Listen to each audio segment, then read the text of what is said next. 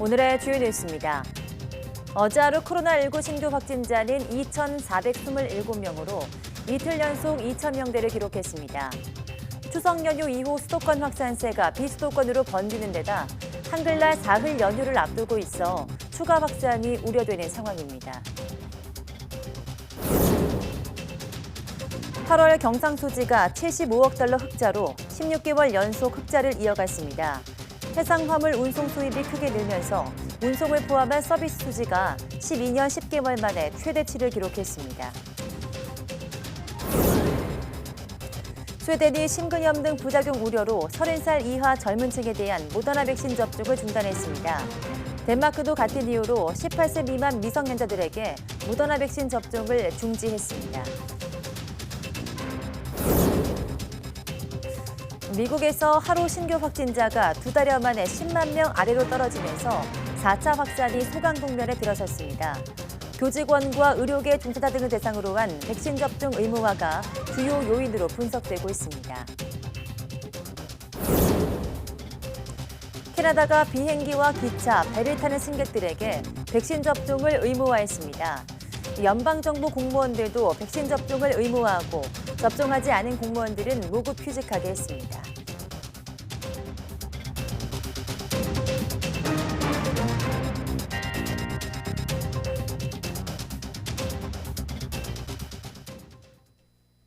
네, 여러분 안녕하십니까? 10월 7일 사이언스 투데이입니다. 코로나19 신규 확진자가 이틀 연속 2,000명대를 기록했습니다. 전날보다 400명 가까이 늘어난 2,427명으로 이 가운데 2,400명이 국내 발생이며 해외 유입이 27명입니다. 국내 발생을 지역별로 보면 서울이 833명, 경기 851명 등 수도권이 1,882명으로 전체의 78.4%입니다. 비수도권에서는 경남이 95명으로 가장 많고 충북 74명, 경북 54명 등 17개 시도 전역에서 환자가 나왔습니다. 코로나19 관련 사망자는 누적 2,544명이고 위중증 환자는 총 375명입니다. 백신은 오늘 0시 기준 1차 백신 접종자는 3만 6천여 명, 2차 접종자는 51만여 명이 추가돼 1차 접종률은 국민의 77.6%, 접종 완료율은 55.5%로 집계됐습니다. 국내에서 코로나19 델타 변이 확진자의 비중이 전체 변이 감염자의 100%에 육박했습니다. 중앙방역대책본부에 따르면 최근 한 주간 국내에서 영국, 남아공, 브라질, 인도 등에서 유래한 주요 4종 변이 바이러스에 감염된 확진자는 3,213명으로 집계됐습니다. 이 가운데 델타 변이가 3,209명으로 전체 신규 변이 감염자의 99.9%에 달했습니다. 나머지 4명은 영국에서 유래한 알파 변이 사례입니다. 지난 한 주간 확인된 신규 변이 감염자의 감염 경로는 국내 감염이 3,070건, 해외 유입이 143건이었습니다. 정부가 미국 제약사 머크앤컴퍼니와 화이자, 스위스 제약사 로슈와 먹는 코로나19 치료제 구매 협상을 벌이고 있으며 최소 2만 명분은 이미 확보했다고 밝혔습니다. 질병관리청은 코로나19 치료제 구매와 관련해서 머크, 화이자, 로슈와 구체적인 협의를 진행하고 있다며 일정 시점의 내용을 공개하겠다고 밝혔습니다. 현재 미국 식품의약청은 머크가 개발 중인 먹는 치료제 몰누피라빌에 대한 긴급 사용 승인을 검토 중입니다. 화이자와 스위스 로슈는 임상 3상에 들어갔고 국내 제약사들도 먹는 치료제를 개발하고 있습니다.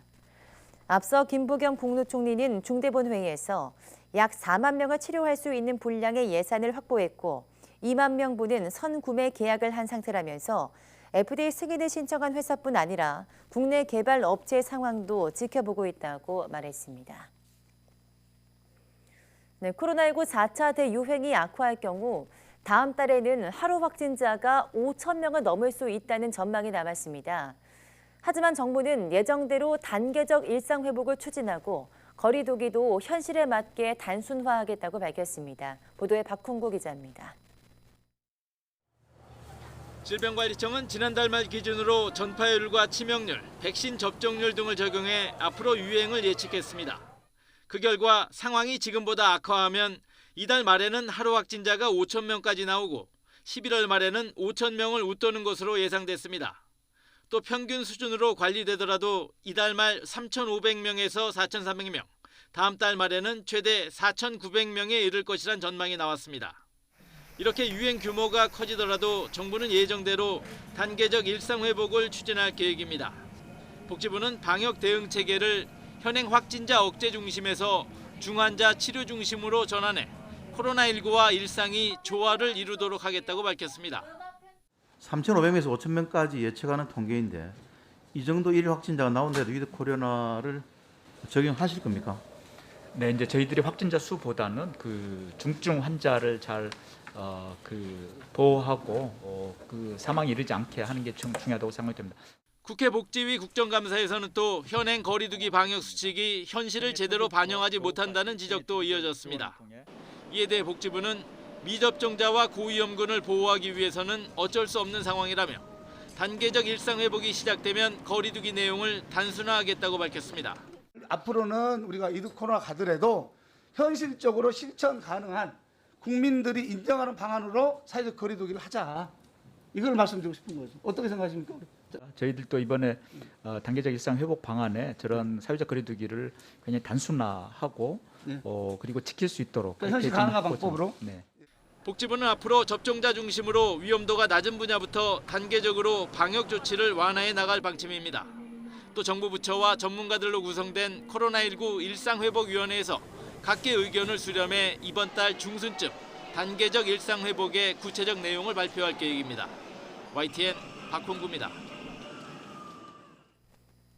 코로나19에 걸려 숨진 사람들에 대해서 방역당국은 추가 확산을 막기 위해 시신을 신속히 화장하는 것을 지침으로 두고 있습니다. 그런데 이 지침이 유족에게 상처를 줄 뿐 아니라 과학적 근거 없이 세금을 낭비하고 있다는 지적이 나왔습니다. 홍민기 기자가 취재했습니다. 40대 주부 김모 씨는 지난 4월 코로나19로 76살 어머니를 잃었습니다. 밀폐된 중환자실에서 손도 잡지 못한 채 모니터 너머로 어머니를 보내야 했습니다. 모니터로 보여주는 거예요. 그 방역복 이 부분 간호사가 들어가서 귀에다 대주고 마지막으로 할 말 있으면 하시라고 뭐 이런. 사망 선고가 내려지자마자 담당 보건소는 방역당국 지침에 따라 장례를 치르기 전 먼저 시신을 화장하라고 권했습니다. 임종 한날 시신 수습과 화장, 장례까지 모두 치르면서 유족들은 큰 혼란을 겪었습니다. 하루아침에 돌아가신 거라 무슨 화장 뭐 이런 거는 생각도 못했고 이제 더구나 그분들이 그렇게 하라고 하니 그냥 그 과정대로만 한 거. 그게 되게 좀 한이 되죠. 뭔가 마무리를 못 해드린 것 같아서. 김 씨 어머니처럼 현행 감염병 예방법은 코로나19로 숨진 사람들의 시신을 화장만 할 수 있게 제한하고 있습니다. 방역당국은 또 장례 과정에서 감염을 막기 위해 시신을 신속하게 화장하는 것을 원칙으로 삼고 있습니다. 현재로서는 선화장 후 장례로 되어 있는 건 맞습니다. 법에 나와 있는 사항은 아니고요. 이건 이 지침에서만 행해지는 걸로. 하지만 의료계에선 이런 장례 지침이 과학적 근거가 없다고 지적합니다. 미국 질병통제예방센터는 코로나19 사망자의 바이러스가 일반 사람들에게 전파된다는 증거는 없다고 설명했습니다. 세계보건기구 WHO도 전염병 사망자를 반드시 화장해야 한다는 건 흔한 미신이며 옳지 않다고 강조했습니다. 오히려 시신 처리 과정에서 고인에 대한 존엄과 유족들의 권리가 침해돼서는 안 된다는 게 WHO의 지침입니다. 시신을 통해서 실제로 감염이 되거나 확산되거나 감염 사례가 과학적으로 전 세계에 보고된 사례 제가 아는 바대로 없고 그에 대한 과학적 근거도 명확치 않아요. 코로나19 사망자 유족들에게 방호복 등 개인 보호구를 지급하는 데 쓰이는 이른바 전파 방지 비용에 대해서도 세금 낭비라는 지적이 나오고 있습니다. 시신을 통한 감염 우려에 과학적 근거가 없는 데다 WHO 장례 지침에 포함되지 않은 시신 밀봉 비닐, 안면 보호구까지 제공하고 있기 때문입니다. 지난해 4월부터 지난달까지 코로나19 사망자 1,900여 명에 대해 45억 원 넘는 돈이 이런 전파 방지 비용으로 지급된 것으로 나타났습니다. 화장 권고라는 것이 WHO나 CDC에서도 권고하고 있는 것은 아니어서 여기에 대한 이제 전면 개정이 필요하다고 생각이 듭니다. 이에 대해 질병관리청은 코로나19 확산 초기 장례 과정에서 불필요한 접촉을 막기 위해 만든 지침이었다고 해명했습니다. 현재는 코로나에 대해서 어느 정도 많이 그 과학적인 지식이 알려져 있기 때문에 그런 감염 관리를 잘 하면서 정상적인 그런 장례를 할 수 있도록 지침을 보완 중에 있습니다. 방역 당국은 장례 전문가들과 함께 시신 염습과 유족 참관 등 장례 절차 전반에 적용할 수칙을 개선해 발표할 예정입니다. YTN 홍민기입니다. 네, 운송수지 호조 등에 힘입어 지난 8월 경상수지가 16개월 연속 흑자 기조를 이어갔습니다. 한국은행에 따르면 8월 경상수지는 75억 1천만 달러 흑자로 집계됐습니다. 지난해 5월 이후 16개월 연속 흑자일 뿐 아니라 작년 같은 달에 66억 4천만 달러와 비교해서 흑자 규모가 8억 7천만 달러 늘었습니다. 항목별로 보면 상품 수지 흑자는 56억 4천만 달러로 1년 전보다 14억 5천만 달러 줄었습니다. 서비스 수지는 10억 달러 흑자였고 이 가운데 운송 수지 흑자가 15억 2천만 달러를 기록했는데 8월 선박 컨테이너 운임 지수가 264.9%나 급등하면서 해상 화물 운송 수입이 크게 늘었기 때문입니다. 네, 올해는 벼 이삭이 패는 시기에 비가 자주 내려 병해충 발생이 많은데요. 특히 호남 지역의 피해가 크다고 합니다. 이 지역에서는 주로 신동진벼를 많이 재배하고 있는데 농촌진흥청이 이 신동진벼보다 병에 더 강한 새로운 벼 품종을 개발했습니다. 김학모 기자가 보도합니다. 벼 이삭이 한창 익어가는 넓은 들녘. 시기상으로는 누런 황금벌판이 돼야 할 때지만 지금은 그런 모습이 아닙니다. 잎은 물론 이삭이 허옇게 마른 벼가 군데군데 눈에 띕니다. 이 지역에서 재배하는 건 모두 신동진 벼인데 이삭도열병과 벼 흰잎 마른 병이 번지고 있는 겁니다. 쌀알이 들어있어야 할 이삭이 말라서 비어 있습니다. 농민들은 쌀 생산량이 예년보다 절반이나 줄 거라며 걱정입니다. 40 내지 50% 감소가 예측이 돼요. 그렇다면 이거 뭐 너무나 걱정이 되지 않아요? 피해가 너무 크니까 뭐 수확을 해봤자 너무나 걱정이 되죠. 농촌진흥청이 이를 고려해 참동진벼를 개발했습니다. 신동진벼와 유사한 품종으로 밥맛은 비슷하지만 병충해에 훨씬 강합니다. 그동안에 줄고 신동진을 했는데 병해충이 약해서 애로사항이 많았는데 참동진을 하면서 도열병 같은 흰빛잎 마른 병이 많이 강해져서 좋습니다. 육종 사업을 통해서 해당 병에 강한 저항성 유전자를 저희가 도입을 하였기 때문에 참동진이 신동진에 비해서 병에 강한 특성을 나타냅니다. 농촌진흥청은 농업기술원 등과 협력해서 우선 호남 지역을 대상으로 참동진 벼의 보급을 서두를 방침입니다. YTN 김학무입니다. 네, 10월 가을의 중반에 접어들었지만 남부지방은 계절이 거꾸로 가고 있습니다. 단풍 대신 늦더위가 기승인데요. 반면 중부지방은 마치 장마처럼 며칠째 비가 이어지고 있습니다. 이상한 가을 날씨의 원인을 김진두 기자가 알아봤습니다. 강한 햇살이 거침없이 쏟아지며 도심 기온을 끌어올립니다. 단풍이 선보여야 할 시기에 양산과 찬 음료수가 다시 등장했습니다. 광주 낮 기온은 30도. 반소매 옷차림이 어색하지 않은 여름 날씨가 이어지고 있습니다. 10월인데도 날씨가 많이 더워서 아직도 반팔을 착용하고 있고요. 뜨거운 여름 날씨 같아서 아이스 아메리카노 같이 시원한 음료가 땡기기도 합니다. 남부와 제주도는 기상 관측 이후 가장 더운 10월을 맞고 있습니다. 반면 중부지방은 연일 흐린 날씨에 산발적으로 비가 이어지고 있습니다.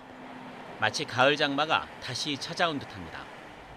특히 대기가 무척 불안정해진 북동쪽 해상에는 용오름 현상이 나타나기도 했습니다. 우리나라 남쪽에 따뜻한 성질의 고기압이 버티고 있는 것이 남부지방 늦더위의 원인입니다. 여기에 북쪽으로 저기압이 자주 통과하며 마치 장마전선처럼 비구름이 동서로 길게 형성돼 중부지방에 비를 뿌리고 있습니다. 우리나라 남쪽으로 따뜻한 아열대 고기압이 위치하면서 남부지방을 중심으로 고온 현상이 이어지고 있으며 우리나라 북쪽으로는 주기적으로 기압골이 통과하면서 중부지방을 중심으로 잦은 강수가 나타나고 있습니다. 기상청은 아열대 고기압이 수축과 확장을 반복하며 당분간 세력을 유지할 것으로 전망하고 있습니다. 따라서 다음 주 후반까지는 마치 여름 같은 늦더위와 장마 같은 비가 자주 내리는 가을답지 않은 날씨가 이어질 것으로 보입니다. YTN 김인우입니다.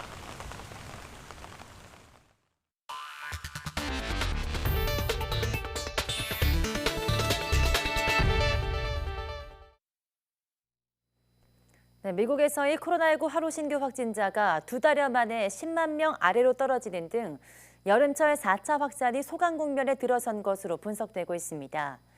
교직원과 의료진 등에 대한 백신 의무화가 접종률을 끌어올려서 효과를 발휘한 덕으로 분석되고 있습니다. 워싱턴 강태욱 특파원이 보도합니다. 미국에서 코로나19 하루 신규 확진자가 2달여 만에 처음으로 10만 명 아래로 내려갔습니다. 일주일 평균 하루 확진자가 15만 명 안팎이었던 3주 전보다 40%, 지난주보다 12% 줄어 9만 7천여 명까지 떨어진 겁니다. 특히 여름철 최대 확산지였던 루이지애나와 플로리다, 텍사스 등 남부주에서는 감염자가 지난 2주 동안 절반까지 떨어졌습니다. Our 7-day average is about 97,910 cases per day, which represents a decrease of about 12% over the previous week. 의무화 덕에 백신 접종이 늘면서 감염자가 줄었다는 분석입니다. 특히 인구가 가장 많은 캘리포니아주는 식당과 체육관 등에 입장할 때도 접종 증명서를 보여야 하는 등 가장 강한 조처를 시행하고 있습니다. 뉴욕과 샌프란시스코 등 인구가 밀집한 대도시들도 유사한 조처를 적용하고 있습니다. 이 덕에 뉴욕시의 의료계 종사자들의 접종률은 96%까지, 캘리포니아의 대다수 의료법인의 직원 접종률은 95% 이상에 이르고 있습니다. On Monday, New York City reported that 96% of its roughly 150,000 full-time school employees had at least their first shot by the city's vaccination deadline. 보건 전문가들은 여름철 4차 확산이 꺾였다고 보고 있습니다. 하지만 겨울철 독감이 기승을 부리면서 다시 5차 확산이 생길 우려는 여전하다고 경고하고 있습니다. 전체 인구의 4분의 1가량인 7천만 명이 여전히 백신 접종을 거부하고 있기 때문입니다. 보건복지부는 코로나19에 걸려 사경을 헤맸던 피해자들의 증언을 담은 새로운 광고를 내놨습니다. 백신을 맞지 않으면 고통을 당할 수 있다는 공포를 새로운 홍보 전략으로 바꾼 겁니다. 이런 방식이 접종을 주저하는 이들에게 동기를 유발하는 강력한 방법의 하나라는 평가가 나오고 있는 만큼 실제 효과가 주목되고 있습니다. 워싱턴에서 YTN 강태욱입니다. 네, 미국의 대기업 10곳 중 7곳은 코로나19 사태가 가라앉은 뒤에도 재택근무 체제를 병행할 것으로 보입니다. 글로벌 투자은행 모건 스탠리가 미국 상장기업 61곳의 사무실 복귀 계획을 분석한 결과 69%가 주 2, 3일은 집에서 일하고 나머지는 사무실에서 근무하는 병행 근무 체제를 택할 계획인 것으로 파악됐습니다. 또 원격 재택근무를 선호하는 기업은 11%로 집계됐고 사무실 출근을 선호하는 기업은 10%에 불과했습니다.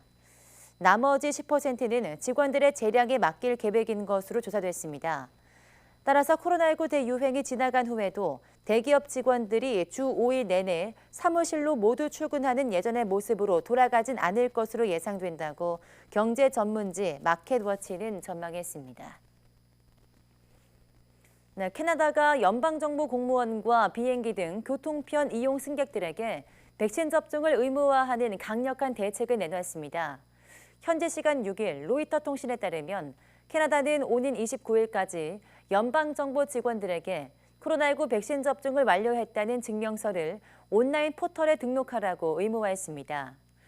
백신을 접종하지 않는 공무원들은 휴직해야 하며 임금도 지급되지 않습니다. 또 오늘 30일부터 기차와 항공편, 선박 등의 교통수단을 이용하는 12세 이상 승객과 직원들은 반드시 백신 접종 증명서를 제시해야 한다고 밝혔습니다. 주스틴 트루도 총리는 기자들과 만나 이번 여행 조치와 연방 근로자 백신 의무화는 세계에서 가장 강력한 조치라며 백신을 접종한다면 코로나19로부터 안전할 자유를 누릴 자격이 있다고 말했습니다. 네, 스웨덴은 30세 이하 젊은 층에 대해서 또 덴마크는 미성년자에게 모더나 코로나19 백신 접종을 일시 중단하기로 했습니다. 모더나 백신을 맞은 후 드물게 발생할 수 있는 심근형 같은 부작용을 우려해서입니다. 보도에 김영근 기자입니다. 스웨덴 보건당국은 30살 이하 젊은 층의 모더나 백신 접종을 중단한다고 밝혔습니다. 혹시 모를 부작용 우려를 이유로 들었습니다. 그러면서 심근, 심낭염 같은 부작용 위험이 증가하고 있다는 보고가 있었다고 설명했습니다. 또 30살 이하 젊은 남성에게서 이 같은 사례가 더 많이 발생했다고 덧붙였습니다. 심근염은 심장 근육에 생긴 염증을, 심낭염은 심장을 둘러싼 얇은 막에 생긴 염증을 뜻합니다. 보건당국은 부작용 사례가 극히 드물지만 새로운 평가가 나올 때까지 예방적 차원에서 접종을 중단했다고 설명했습니다. 그러면서 30살 이하 젊은 층에 모더나 대신 화이자 백신을 맞으라고 권고했습니다. 덴마크도 같은 이유로 18살 미만 미성년자들에게 모더나 백신 접종을 중지하기로 했습니다. 노르웨이는 모더나 접종을 중단하지는 않았지만 30살 이하 남성에게 화이자 백신 접종을 권장한다고 밝혔습니다. 노르웨이는 미성년자에게는 이미 화이자 백신만 접종하고 있습니다. 북유럽 국가들의 이 같은 결정은 공동 연구 자료에 근거한 것으로 알려졌습니다. 이 자료는 추가 평가를 위해 유럽의약품청 EMA로 보내질 예정입니다. 최종 결과는 한 달 안에 나올 것으로 보입니다. 앞서 EMA는 지난 7월 모더나, 화이자 등 mRNA 백신 접종 뒤 심근염 등이 매우 드물게 발생할 수 있다고 밝힌 바 있습니다. 하지만 접종으로 인한 이익이 더 크다며 같은 달 모더나 백신의 12세에서 17세 접종 승인을 권고했습니다. YTN 김영근입니다. 네, 아랍에미리트가 코로나19 위기를 극복했다고 발표했습니다. 아부다비 왕세제는 현지 시간 6일 국영 WAM 통신을 통해서 우리는 코로나19를 극복했고 대가를 치렀지만 경험을 통해 많은 것을 배웠다고 밝혔습니다. 이어 이제 일상 복귀에 대한 확신을 국민에게 주고 싶다며 위기를 극복한 것에 대해 신에게 감사한다고 말했습니다. 아랍에미리트의 코로나19 신규 확진자 수는 지난 7월 하루 2,000명까지 발생했지만 이후 꾸준히 줄어들어서 6일 기준 156명으로 집계됐습니다. 세계보건기구 WHO가 세계 최초로 말라리아 백신 사용을 승인했습니다. WHO는 기자회견을 통해서 미국 제약사 글라소 스미스 클라인이 개발한 말라리아 백신 모스퀴릭스의 사용을 승인한다고 밝히면서 이 백신의 광범위한 사용을 권고했습니다. WHO 사무총장은 역사적인 날이라며 말라리아 방역을 위한 기존의 도구들과 함께 이 백신을 사용하면 매년 수만 명의 어린 생명을 구할 수 있을 것이라고 강조했습니다. 이번 결정은 WHO가 2019년부터 가나, 케냐, 말라비 등 3개국에서 80만 명을 상대로 진행한 말라리아 백신 접종 시범 사업 결과를 토대로 이루어졌습니다. 모기를 통해 전염되는 말라리아로 전 세계에서는 매년 40만 명 이상이 목숨을 잃고 있으며 사망자의 거의 대부분이 아프리카에서 나오고 있습니다. 국제통화기금 IMF는 전 세계 소비자 물가 상승률이 올가의 정점을 찍은 뒤 내년 중반까지는 코로나19 대유행 이전 수준으로 돌아갈 것으로 전망했습니다. 다만 공급 부족에 기인한 인플레이션 급등이 좀 더 지속할 위험이 있다고 예상했습니다. IMF는 현지 시각 6일 공개한 세계 경제 전망 보고서에서 이같이 분석했습니다. IMF는 선진국의 소비자 물가 상승률이 올해 가을 3.6%로 정점에 도달한 뒤 내년 중반까지 약 2%로 낮아질 것이라고 예상했습니다. 또 신흥국과 개발도상국은 올가을 6.8%까지 올랐다가 내년엔 약 4%로 떨어질 것으로 전망했습니다. 석탄과 석유, 가스의 생산과 소비에 지난해 5조 9천억 달러, 우리 돈 7천조 원이 보조금으로 들어갔다고 국제통화기금 IMF가 밝혔습니다. 이에 따르면 화석연료 산업에 1분당 1,100만 달러, 우리 돈 130억 원이 보조금으로 투입될 것이라고 영국 일간 가디언이 보도했습니다. 이를 두고 전문가들은 기후변화 억제를 위해서 이산화탄소 배출량의 빠른 감소가 절실한 시기에 오히려 보조금을 투입해서 기후 위기를 부채질하고 있다고 지적했습니다.